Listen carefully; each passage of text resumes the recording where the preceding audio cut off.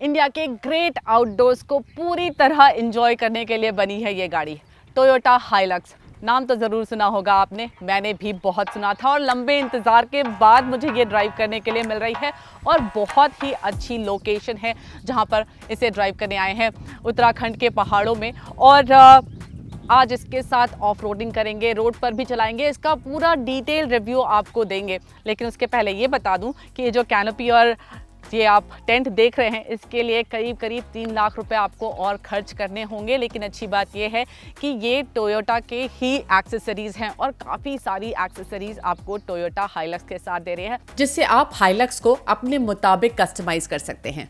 और जिस तरह का इसका लुक और स्टाइल है, इसमें कस्टमाइजेशन के ऑप्शंस ज़रूरी हैं। लेकिन और कुछ बताने के पहले आप क्विकली व्हाट कार इंडिया को सब्सक्राइब कर लीजिए और बेल आइकॉन भी ज़रूर प्रेस करिएगा, जिससे हमारे सभी वीडियो अपलोड्स की जानकारी आपको मिले तुरंत।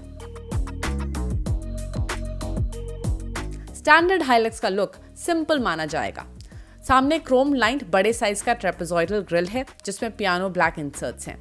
नीचे डुअल कलर में स्किड प्लेट है। एल शेप्ड हाउसिंग में एलईडी फॉग लैंप्स और dusk sensing LED headlamps, turn indicators भी जिसमें इंटीग्रेटेड हैं।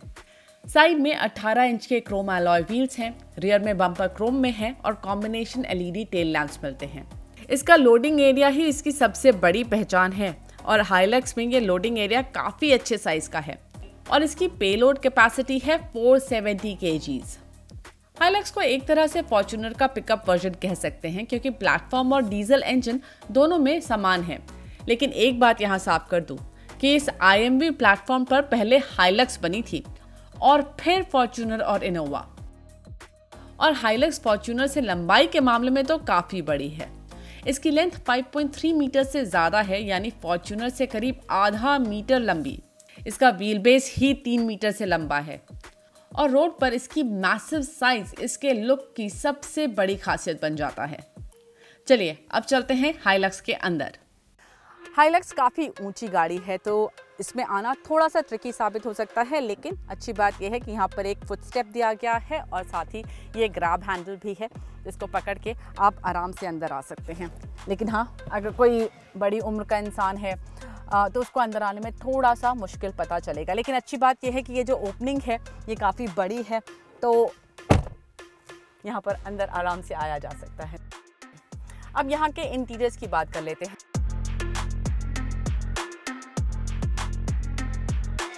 हाइलक्स का जो नाम है वो डिराइव हुआ है हाई लग्जरी से, तो ये सुनकर आप इसके इंटीरियर्स में लग्जरी मत एक्सपेक्ट करने लगना, क्योंकि यहाँ पर फोकस है पूरा फंक्शनैलिटी, प्रैक्टिकलिटी और रगेडनेस पर।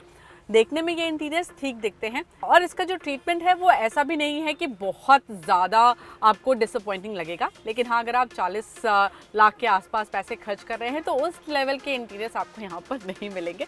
डैशबोर्ड पूरा ही प्लास्टिक में है, सामने भी यहाँ पर हार्ड प्लास्टिक है, यहाँ पर भी आपको हार्ड प्लास्टिक मिलेगा। लेकिन नीचे यहाँ जहाँ आप हाथ रखते हैं वहाँ पर सॉफ्ट टच मटेरियल इस्तेमाल किया गया है। यहाँ जो बटन्स दिए गए हैं उसके आसपास भी आपको एक कार्बन फाइबर टाइप का फिनिश दिखाई देगा। अब यहाँ पर जो ये टच स्क्रीन है, इसमें आपको एंड्रॉयड ऑटो, एप्पल कारप्ले मिलता है, लेकिन वो आपको वायर के साथ कनेक्ट करना है। और इसकी जो क्लैरिटी है वो बहुत बढ़िया नहीं है, लेकिन ग्रेनी भी नहीं है, इज़ जस्ट अबाउट राइट। जो रियर कैमरे का आउटपुट है वो भी ठीक ठाक आपको दिखाई देता है। It's not amazing but it works. इसमें आपको डुअल जोन AC मिलता है, तो वो एक लग्जरी फीचर है जो आपको इस पर मिल जाता है। अब इसमें जो कुछ एक प्रीमियमनेस ऐड करने के लिए चीज़ें दी गई हैं वो भी आपको बता दूं। यहाँ पर ये एल्यूमिनियम फिनिश का इंसर्ट दिया गया है और नीचे क्रोम का इंसर्ट है और वो आपको यहाँ पर साइड में भी मिल जाएगा। अब थोड़ी प्रैक्टिकलिटी की बात कर लेते हैं। तो सामान रखने के लिए यहाँ पर 2 कप होल्डर्स दिए गए हैं। यहाँ पर थोड़ी सी जगह है जहाँ पर आप सामान रख सकते हैं। मेरी गाड़ी एक्सेसराइज है, तो यहाँ पर आपको वायरलेस चार्जर भी मिल रहा है। देन सामान यहाँ पर भी रखा जा सकता है और ये बड़े साइज़ का आर्मरेस्ट यहाँ पर आपको मिलेगा। और इसमें एक खास बात यह है कि इसमें एक प्लग पॉइंट दिया गया है, 100 वॉट का प्लग पॉइंट है, तो जब आप कैंपिंग पर जाएं आपके कुछ एक डिवाइसेस इससे चल सकते हैं। ये भी एक्सेसरी है, यानी आप चाहें तो इसे अपनी गाड़ी में लगवा सकते हैं। अब यहाँ पर आपको कुछ एक और चार्जिंग पॉइंट बता देती हूँ। तो यहाँ पर USB कनेक्टिविटी दी गई है और यहाँ पर 12 वोल्ट की चार्जिंग पॉइंट दिया गया है। अब जैसे मैं बता रही थी कि फंक्शनैलिटी पर फोकस है, तो यहाँ पर आपको मिलता है differential lock, electronic differential lock है इसमें, और ये हिल डिसेंट कंट्रोल का बटन है। यहाँ पर हाई 4 और लो 4 का भी 4x4 का भी आपको ऑप्शन मिलता है। और ऑफ रोडिंग के लिए आपको जो इन्फॉर्मेशन चाहिए उसकी थोड़ी बहुत इन्फॉर्मेशन आपको यहाँ सामने स्क्रीन पर मिल जाती है। जो टायर के एंगल्स हैं वो आपको यहाँ पर सामने जो MID दी गई है, छोटी सी स्क्रीन दी गई है डिजिटल, वहाँ पर आपको मिल जाती है वो इन्फॉर्मेशन। अदरवाइज स्पीडोमीटर और टैकोमीटर जो हैं वो आपको एनालॉग मिलते हैं। ये जो स्टीयरिंग व्हील है ये पकड़ने में काफ़ी अच्छा है और साथ ही इसको आप पूरी तरह से एडजस्ट भी कर सकते हैं, ऊपर नीचे और आगे पीछे भी, यानी कि टिल्ट एंड टेलीस्कोपिक दोनों तरीके से इसे एडजस्ट किया जा सकता है। अब लग्जरी के लिए भी कुछ एक चीज़ें हैं यहाँ पर, और ये कि ये सीट्स बहुत कंफर्टेबल हैं। दे आर रियली कंफर्टेबल और इलेक्ट्रिकली एडजस्टेबल हैं, तो आप इन्हें आगे पीछे ऊपर नीचे अपने हिसाब से पूरी तरह से एडजस्ट कर सकते हैं। टॉप वेरिएंट में लेदर अपहोल्स्ट्री है। मुझे लगता है टोयोटा को हाइलक्स में वेंटिलेटेड सीट स्टैंडर्ड देने चाहिए। ग्रेट आउटडोर्स का मजा ठंडी सीट्स पर बेहतर आता है। अब जल्दी से आपको ले चलती हूँ रियर सीट पर भी। तो ये जो सेकेंड रो है इस पर आपको स्पेस का एहसास बहुत अच्छा होता है, खुला खुला फील होता है। पहले तो ये जो विंडो एरिया है ये बड़ा है और पीछे भी ग्लास लगा हुआ है, तो जिसकी वजह से बहुत खुला खुला फील होता है। अंदर आने के लिए यहाँ पर भी ग्रैब हैंडल दिया गया है और वो अच्छी बात है क्योंकि ये गाड़ी जैसा मैंने आपको पहले दिखाया काफ़ी ऊँची है। अब स्पेस की बात करते हैं तो जितनी लंबी ये गाड़ी है उस हिसाब से इसकी रियर सीट में स्पेस नहीं पता चलता। मेरे लिए नी रूम ठीक है, लेकिन लंबे लोगों को ये जगह टाइट पता चलेगी। इसके साथ साथ थाई सपोर्ट भी ठीक पता चल रहा है, मेरे लिए थोड़ा सा कम है। अगर ये बेंच थोड़ी और चौड़ी होती तो बेहतर होता। हेडरूम मुझे लगता है ठीक है, पर अगर कोई 6 फीट का इंसान होगा तो शायद उसको थोड़ा सा टाइट पता चलेगा। एंड इट्स सरप्राइजिंग क्योंकि गाड़ी तो काफ़ी लंबी चौड़ी है, but still that's how I feel. और इसका जो बैक रेस्ट है वो थोड़ा सा अपराइट पता चल रहा है। अब यहाँ पर आपको बता दूँ क्या क्या चीज़ें मिल रही हैं। AC वेंट्स हैं यहाँ पर आपके लिए, और साथ ही यहाँ पर आर्मरेस्ट विद कप होल्डर्स दिए गए हैं।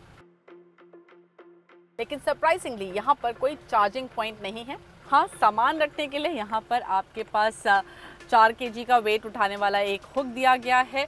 डोर में एक बॉटल आ जाएगी और उसके बाद थोड़ी सी जगह बचती है जहाँ पर आपको सामान रख सकते हैं।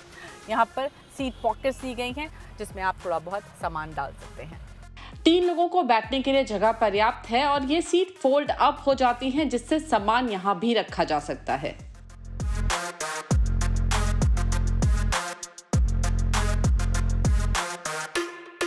तो ये तो बात हो गई इस गाड़ी के इंटीरियर्स की, लेकिन अब ले चलते हैं वहाँ जहाँ ये गाड़ी अपने एलिमेंट में आती है, ऑफ द रोड।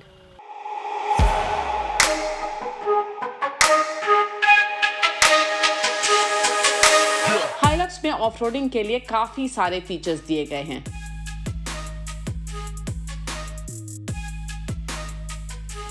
अब मैं हाइलक्स के साथ ऑफ रोडिंग करूंगी। जो कि ट्रैक टोयोटा ने हमारे लिए चुना है उस पर ऑफ रोडिंग करूंगी। पर एक बात बता दूं आपको, इस ऑफ रोडिंग ट्रैक पर आते आते जिस रास्ते से हम आए हैं उस पर भी इतनी ज़्यादा ऑफ रोडिंग कर ली है हमने कि जो SUV टैग लेकर गाड़ियां घूम रही हैं उनको तो नानी याद आ जाएगी उस ट्रैक पर। चलिए अब शुरू करती हूँ इसके साथ ऑफ रोडिंग। सबसे पहला जो ऑब्स्टिकल है मेरा वो है इंक्लाइन का। तो करीब 30 डिग्री 32 डिग्री पर ये गाड़ी टिल्ट होकर आगे बढ़ेगी। Let's go. इंक्लाइन क्रॉस करते हुए साफ हुआ कि हाइलक्स कितनी स्टेबल है। टेढ़ी तो थी ही ये गाड़ी, रोड पर ग्रेवल भी था, लेकिन हाइलक्स को कोई मुश्किल नहीं हुई। गड्ढे में नहीं डाली है मैंने गाड़ी। ये आर्टिकुलेशन ट्रैक है जो कि हाइलक्स को क्रॉस करना था और बहुत ही आराम से ये क्रॉस कर लेती है ये आर्टिकुलेशन ट्रैक। इस ट्रैक से ये साफ हो गया कि हाइलक्स किस व्हील पर कितना ट्रैक्शन मिल रहा है डिटेक्ट कर टॉर्क का बेहतर इस्तेमाल कर मुश्किलों से आसानी से निकल जाती है। गाड़ी में पावर बेहतरीन है और स्टीप चढ़ाई पर भी हाइलक्स को कोई मुश्किल नहीं हुई। इसके फ्रंट और रियर ओवरहैंग्स बड़े दिखते हैं, लेकिन करीब 30 डिग्री के अप्रोच और 26 डिग्री के डिपार्चर एंगल से किसी भी रॉकी एरिया को पार करना इसके लिए आसान ही था। नीचे आने के लिए हिल डिसेंट कंट्रोल चुना और फिर मैंने सिर्फ संभाली स्टीयरिंग। हाइलक्स खुद ब खुद एक समान स्पीड मेंटेन करते हुए नीचे आ गई। ओके, अब मैं इंक्लाइन पर जा रही हूँ, लेकिन ये कुछ अलग ही तरह के इंक्लाइन है। एक व्हील होगा पानी में और दूसरा होगा इसके बैंक पर, और वो भी turned. Okay, let's go, climbing up. Alright. ये मुश्किल इसलिए था क्योंकि एक तरफ तो गाड़ी टेढ़ी, वो भी ग्रेवल पर, जिससे व्हील्स को ट्रैक्शन कम ही मिलता है, वहीं दूसरी तरफ पानी। लेकिन हाइलक्स के लिए ये भी बाएं हाथ का खेल रहा।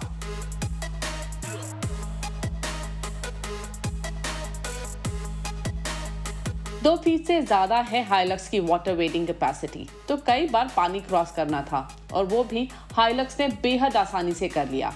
इसकी ऑफ रोडिंग कैपेबिलिटीज का लोहा तो मानना ही पड़ेगा। कोई भी ऑब्स्टिकल इसके लिए मुश्किल नहीं था, लेकिन आप हमेशा इसे जंगलों पहाड़ों में तो नहीं चलाएंगे, कभी ना कभी तो शहर आना ही होगा।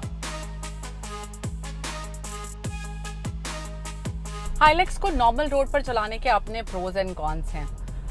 ये जो इंजन है वो काफ़ी पावरफुल है, तो आपको कभी भी इसमें पावर की कमी नहीं खलेगी। इसमें आपको इको और पावर मोड भी मिलता है, और इको मोड में भी इसकी परफॉर्मेंस ठीक रहती है। एटलीस्ट अगर आपकी जो रेगुलर ड्राइविंग है उसमें आपको ज़्यादा तकलीफ नहीं होगी। पावर मोड रिस्पॉन्स में थोड़ा ही डिफरेंस पता चलता है, कोई बहुत बड़ा चेंज नहीं आ जाता है। 2.8 लीटर का इंजन 204 HP की पावर देता है और ऑटोमेटिक ट्रांसमिशन के साथ इसका टॉर्क आउटपुट 500 Nm का है। इसके 6 स्पीड ऑटोमेटिक गियर बॉक्स में गियर शिफ्ट्स स्मूथली होते हैं। इसको आप मैनुअल मोड में भी डालकर चला सकते हैं। और दूसरा, वो SUV डोमिनेंस की एक फील आपको जरूर मिलती है सड़क पर। लेकिन इतनी बड़ी गाड़ी है तो इसके अपने चैलेंजेस भी हैं। इसके साथ यू टर्न करना काफ़ी ट्रिकी है, आपको थोड़ी एक आध बार रिवर्स करके यू टर्न लेना होगा, स्पेशली टाइट स्पॉट्स पर। और टाइट स्पॉट्स में इसको टर्न करना भी थोड़ा सा मुश्किल पता चलता है because of its size. 6.4 metre का टर्निंग रेडियस हो तो टर्न्स तो मुश्किल होंगे ही।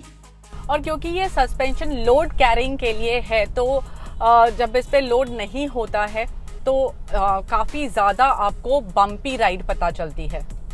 हाइलक्स के रियर में लीफ स्प्रिंग्स लगे हैं जो मजबूती से भार तो उठा लेंगे, लेकिन भार ना होने पर गाड़ी के अंदर मूवमेंट काफ़ी पता चलता है। स्पेशली जो लोग सेकेंड रो पर बैठे हैं उनके लिए ज़्यादा तकलीफ दे होगी ये राइड क्वालिटी। नॉइज की बात करूं तो थोड़ी सी नॉइज आपको तब पता चलती है जब आप एक्सीलरेटर पुश कर रहे हैं। एक बार स्पीड पे सेटल डाउन हो जाती है गाड़ी तो ज़्यादा नॉइज अंदर नहीं आती है। स्टीयरिंग थोड़ा सा भारी है इसका, और पता चलता है कि आप बड़ी गाड़ी चला रहे हैं, वो स्टीयरिंग में भी वो फील आती है। और इसमें थोड़ा सा किक बैक भी आता है, मतलब अगर ख़राब रास्ता है तो वह आपको स्टीयरिंग में पता चलता है। इसकी सेफ्टी इक्विपमेंट लिस्ट भी काफ़ी कॉम्प्रिहेंसिव है। टोयोटा ने हाल ही में इसकी कीमतें रिवाइज की हैं। इसमें सिर्फ 2 वेरिएंट हैं। बेस वेरिएंट है स्टैंडर्ड, जिसमें सिर्फ मैनुअल गियर बॉक्स का ऑप्शन है। दूसरा है हाई, जिसमें मैनुअल और ऑटोमेटिक दोनों गियर बॉक्स आते हैं। कीमत शुरू होती है 30.4 लाख से और टॉप ऑटोमेटिक की एक शोरूम कीमत है 37.9 लाख रुपीस। अब ये धूल दाग धब्बे आप माइंड मत करिएगा, क्योंकि ये गाड़ी टोयोटा हाइलक्स इसी रंग रूप में ज़्यादा फिट बैठती है। जो लोग इसे इस्तेमाल करेंगे वो हर शाम इसको इसी रूप में देखना पसंद करेंगे। ये एक लाइफस्टाइल व्हीकल है, लेकिन इसमें लाइफस्टाइल को आप, और जो ट्रेडिशनल लाइफस्टाइल है उसकी डेफिनेशन से अलग, ये एक अपनी तरह की लाइफस्टाइल प्रोजेक्ट करती है। ज़्यादा आउटडोर्सी, ज़्यादा टफ, ज़्यादा रगेड, और उस लाइफस्टाइल में ये बिल्कुल फिट बैठती है। ये अच्छा कॉम्बिनेशन ऑफर करती है कैपेबिलिटीज़ का फीचर्स के साथ। हाँ, शहर में इसके साथ चलना थोड़ा सा मुश्किल पता चलेगा, बट अगेन जब आप हाइलक्स खरीदते हैं तो ये बार्गेन आपको करना पड़ेगा for the lifestyle that you are choosing.